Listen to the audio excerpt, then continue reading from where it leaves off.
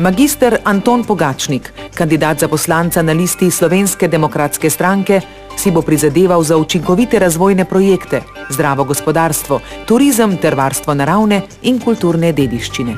Osrednji del moje kampanje bodo torej našteti poudarki na ravni občine Radovljica s podporo svojih strankarskih kolegic in kolegov in tudi drugih, pa trdno verjamem, da bomo dosegli marsikaj, kar si občani želijo in na kar opozarjajo. Na državni ravni je tudi zame osnove za delovanje v programu SDS za obdobje 2008 do 2012.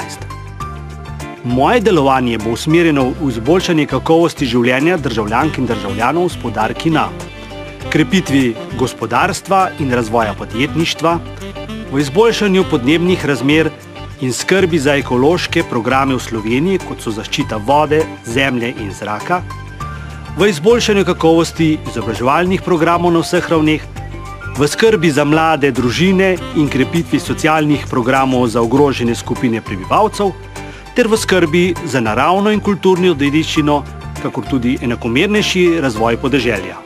Prepričan sem, da je bilo pod to vlado veliko napravljenega. Na ravni države je zato treba samo nadaljevati zastavljeno delo, saj je Slovenija na pravi poti. Pri tem pa bi rad kot poslanec državnega zbora prispeval svoj del. Slovenska demokratska stranka. Slovenija na pravi poti.